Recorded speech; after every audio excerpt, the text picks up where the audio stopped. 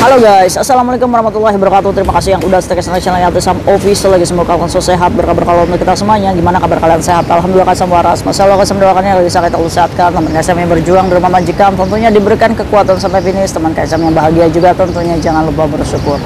Yang masih punya banyak hutang semoga Allah lunaskan. Amin. Buat teman-teman KSM yang lagi sedih hatinya, yang baru putus cinta, patah hati, semoga Allah gantikan jodoh. Masya Allah. Aduh, kalian sama harus bahas kasus ini ya, karena ini banyak ya.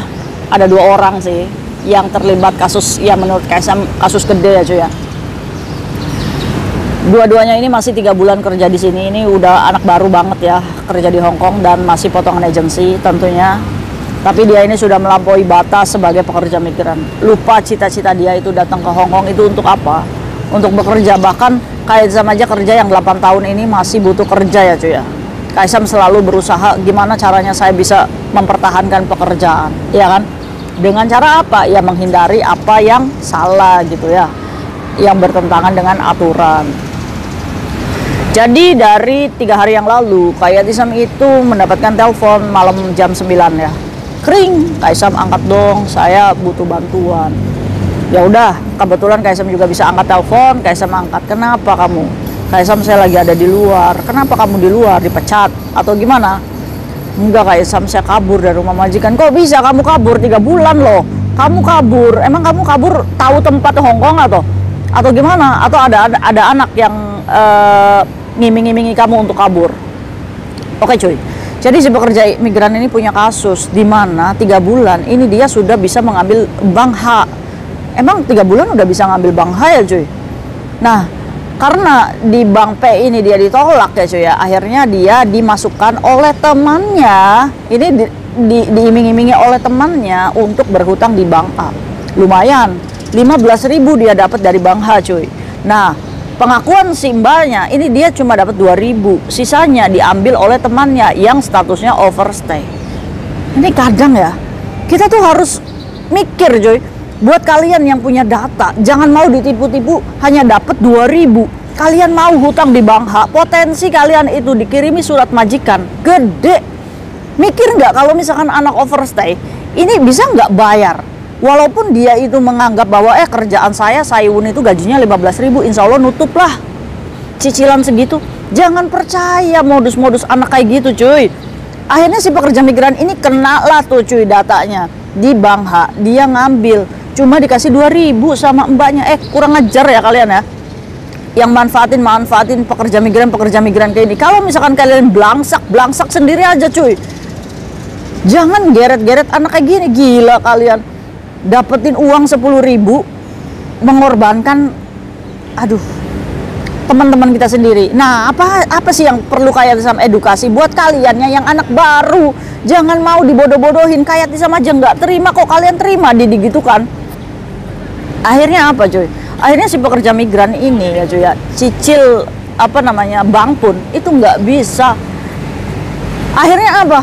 Akhirnya karena apa? Karena dia itu kan masih potongan agensi, otomatis untuk cicil bank di H ini nggak bisa. Nekatlah dia kabur dari rumah majikan. Untung paspornya masih ada nih. Akhirnya dia kabur bersembunyi di salah satu kos. Kayak Tisam, bantu saya pengen pulang aja ke Indonesia. Gimana, saya dicekal nggak dari imigrasi? KSM itu kalau ngajarin kalian nanti kalian itu banyak mencontoh. Tapi KSM juga nggak mau kamu di sini itu jadi overstay. KSM minta nomor agensinya, nggak dikasih sama anaknya ini cuy. Nggak mau KSM, saya nggak mau ngomong sama agensi saya karena saya masih punya potongan sama agensi. Agensi pasti nyuruh saya kembali ke rumah majikan. Udah gitu saya punya hutang kayak Tisam 15.000 di bank H. Ini pasti debt collector naik kayak Tisam. Saya udah nggak mau, tapi saya juga nggak mau jadi anak overstay. Ruwet kalian itu hidup. Kalian kesini tuh cita-cita tuh pengen merubah masa depan kalian. Kok kalian menghancurkan masa depan kalian sendiri gitu cuy. Astagfirullahaladzim, sabar kayak Tisam, sabar. Ya sebenarnya nggak ada untungnya juga buat Kayak Tisam. Cuma Kayak Tisam itu nggak mau kalian hidup di sini. Kalian bayangin aja, anak baru ke sini, terus kalian udah jadi overstay.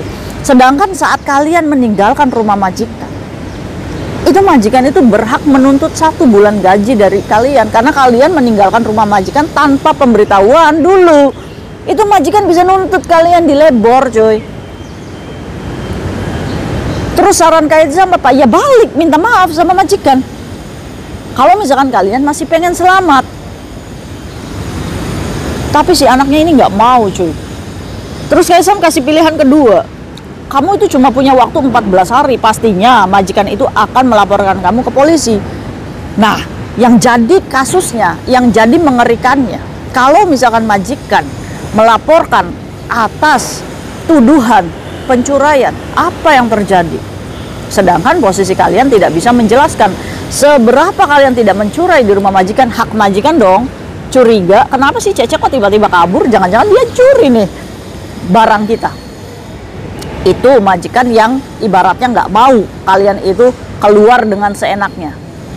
Waktu majikannya Kaisam dulu, Cecenya yang jaga Yeye Kaisam sebelum Kaisam ya kabur, majikan Kaisam sih lebih berpikir positif, ya sudah tidak memberikan tiket pesawat dan apa-apa, cuma mereport kalau misalkan Cece ini sudah kabur. Jadi lepas tanggung jawab majikan di situ. Tapi celakanya, kalau majikan itu melaporkan atas tuduhan, ya ini yang bisa tercekal di imigrasi saat kalian exit ke Indonesia. Terus kalau misalkan kalian kabur masih dalam 14 hari, dua kemungkinan. Kalian masih bisa lolos terbang ke Indonesia atau kalian dicekal. Dicekal itu pasti ada laporan majikan ke polisi, cuy. Pastinya. Maka dari itu, ini mbaknya kan masih 3 hari. Kalau misalkan kalian mau coba untuk exit dari Hong Kong, apakah bisa Kaisam? Ya itu tadi, kalau misalkan majikan mereport kalian cuma hanya sekedar kabur dari rumah majikan, kalian masih bisa pulang ke Indonesia dalam waktu 14 hari setelah kalian kabur. Itu urusannya nanti kalian sama PT. Tapi untuk balik ke Hong Kong, itu susah pastinya. Tapi kalau misalkan kalian nih dilaporkan sama majikan pencurian, itu pasti akan mental, cuy.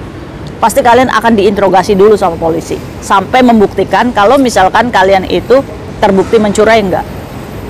Itu pasti ada interogasi. Itu berarti apa? Tiket pesawat akan hangus pastinya. Ya kan, 2 kali tiket pesawat kalian harus membeli. Saat kalian tidak terbukti, dalam waktu 14 hari itu kalian masih bisa pulang ke Indonesia, ya kalian harus membeli tiket pesawat baru lagi. Ya kan kita gengsi, masa kita minta sama majikan? Ya kita kan orang yang nggak tahu diri artinya. Jadi sarannya buat mbak ya, yang di luar, cepet pulang. Kalau misalkan memang kamu mau out, jangan jadi overstay di sini. Silakan selesaikan dengan PT dan agensimu sendiri. Itu tanggung resiko kalian sendiri. Untuk kembali ke Hong Kong, ya susah. Cuma Kaisam itu terima kasih banyak, mbak. Kamu datang ke sini ibaratnya memperburuk citra pekerja migran untuk kalian yang di luar. Jangan dicontoh seperti ini. Lakukan pemutusan kontrak secara prosedural. Terus, kalau misalkan kalian masih hutang PT, jalani dulu hutang PT. Tutup telinga nih untuk hutang bank ke sini, utang bank ke sini.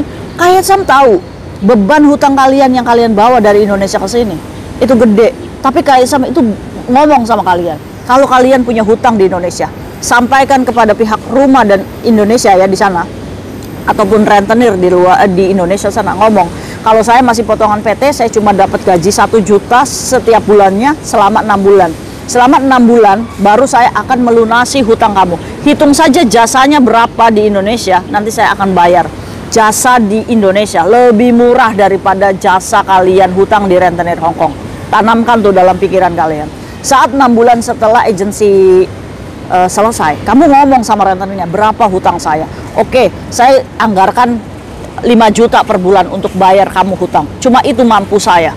Karena apa, cuy? Ya sudah, yang penting ada uang yang masuk, selesai gitu.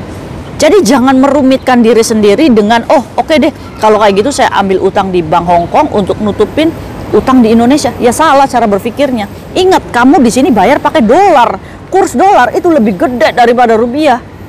Hancur kamu. Ya kan? Ada nggak sih orang yang berpikir ngambil hutang di sini untuk nutup hutang di Indonesia? Ya itu kebalik, coy. Serius. Yang ada kamu harus kerja di Hong Kong untuk tutup hutang di Indonesia. Caranya apa? Dicicil dari gaji kamu gitu.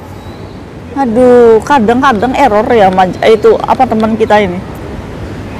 Jadi mbaknya itu kabur ya di 3 bulan. Terus satu lagi, ada lagi yang 3 bulan ini masih di rumah majikannya, cuy. Dia ini punya hutang juga di luar, punya hutang di rentenir juga. terus gadekan paspor, masih 3 bulan loh. Terus dia ini ditawarin sama si Semprul ini ya, untuk barter ATM lunas. Barangkali kenal sama Semprul, ngomong sama Khairil, dapat salam dari Khairil. Jangan melampaui batas ya, kamu penada-penada akun dengan senaknya. Anaknya sudah ketangkap polisi, kamu ngeblok, terus dengan diancam, kalau misalkan bawa-bawa nama saya, akan saya seret. Semprul, jangan melampaui batas kamu. Nah, untuk teman-teman di luar sana yang sudah keseret dengan kasus money laundry, akun dicabut oleh polisi, kamu harus speak up aja dalam BAP kamu. Siapa orang yang menadah, sampaikan. Jangan mau kamu di blacklist sendirian. Apakah yang melakukan kasus money laundry itu akan di blacklist, Kaisam? Jelas, visanya sudah mentok. Kalau majikan itu udah nggak mau, ya wis, wassalam, kamu harus kembali ke Indonesia. Ya, jangan mau keseret sendiri, seret juga penadah-penadahnya. Ini kan masih potongan PT, data masih dikunci PT. Ini melampaui batas sekali, cuy. Gimana, cuy? Nasehatin teman-teman kita yang masih baru. Saran Kaisam sih udah, hidup sendiri aja dulu. Kaisam lo 2 tahun ya, kerja di sini nggak punya teman. Nggak punya temen. Serius. Ya wis, aman-aman aja tuh. Ya kan? Alhamdulillahirrahmanirrahim. Nah, maka dari itu, ya, jangan sok sosialita, jangan sok gaul, jangan sok ikut kehidupan di sini. Jadi kalian itu kayak orang kampung yang baru datang ke kota, ngelihat McD udah melotot gitu kan, ngelihat emas udah melotot gitu, ngelihat handphone boba 3 udah melotot gitu. Gimana caranya saya dapetin itu? Gimana caranya saya dapetin itu? Menghalalkan segala cara. Ini kan salah ya.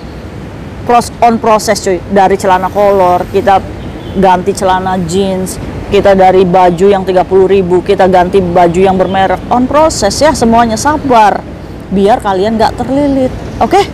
Aduh, mungkin itu aja sharing Kaisam hari ini, semoga bermanfaat untuk kita semuanya. See you next video, bye bye. Assalamualaikum warahmatullahi wabarakatuh.